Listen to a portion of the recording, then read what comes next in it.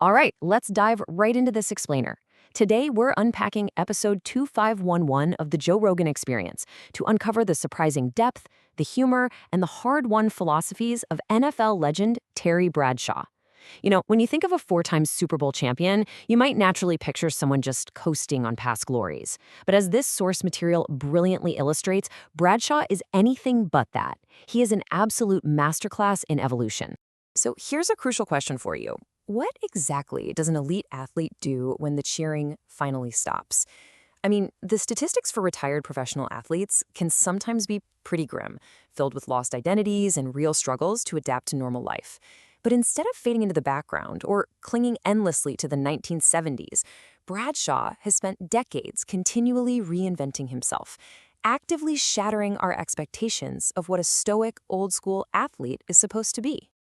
To figure out how he does it, we're going to explore his journey through 5 distinct phases today. Beyond the football field, his approach to hunting, health, and humor, the magic of unfiltered TV, his 43 years unscripted, and finally, a playbook for reinvention. Let's get right into it.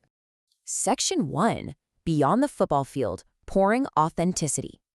The conversation actually opens on a completely unexpected note. We're not talking about football right away, we're talking about bourbon. Bradshaw Bourbon, to be exact. This is a 12-year-old award-winning whiskey that is deeply, deeply rooted in his rural Southern heritage.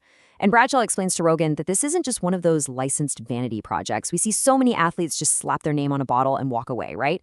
But Bradshaw is genuinely proud of the aging process, the grain, the barrel, the craftsmanship. It's an authentic extension of his identity, bold, aged well, and distinctly Southern. And this really brings us to a core definition of how Bradshaw operates. Authenticity, to him, means pursuing ventures with genuine involvement. It's about really understanding the craftsmanship and absolutely refusing to just lend a name for a quick licensing fee. He firmly believes that true entrepreneurship requires hands-on dedication.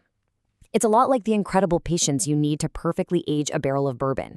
He wants to actually stand behind what he sells.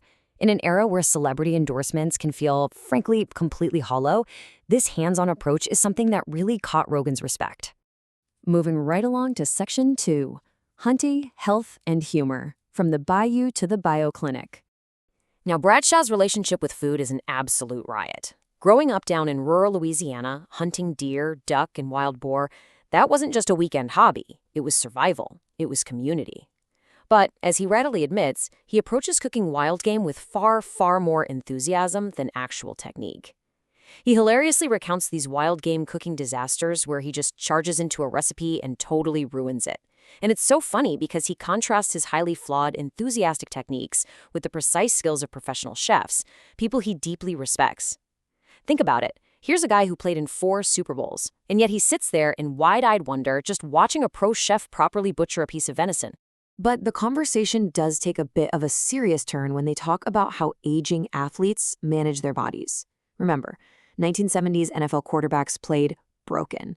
There were literally no concussion protocols or fancy recovery programs back then. To manage the chronic pain from decades of extreme physical damage, Bradshaw enthusiastically discusses the tangible benefits he's experienced from stem cell therapy. Rogan and Bradshaw also neutrally compare notes on some of their other health choices.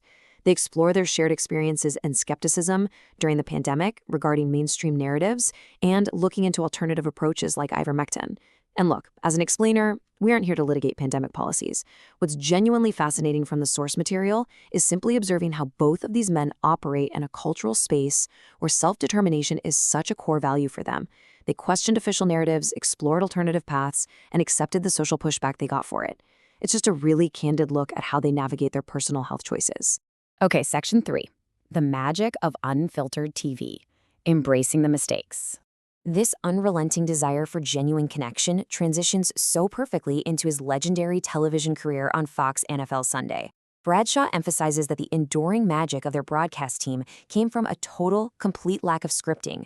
The chemistry on that show wasn't manufactured in some corporate boardroom by producers. It was built organically over years, with zero pretense or corporate smoothing. When something was funny, they laughed. When it was contentious, they argued. The arguments and the laughter were always 100% genuine, and honestly, that completely changed the way fans consumed NFL coverage for decades. He loves telling these stories of his own absurd, totally unscripted on-air mistakes. like the time he confidently and wildly misidentified a video of the fearsome 1960s boxer Sonny Liston. But instead of freezing up or demanding a retake, what does he do? He just laughs openly at his own human errors right there on live television. He proves time and again that owning your errors is vastly more endearing than striving for robotic perfection. The conversation also touches on his deep admiration for Charlton Heston's unyielding, larger-than-life principles. He just has so much respect for a man who stood for something, unapologetically, even when it wasn't the popular thing to do. Which leads us to Section 4, 43 Years Unscripted, the Corporate Quarterback. 43. For an astonishing 43 years, Bradshaw has quietly been one of the country's most sought-after and highly paid corporate motivational speakers.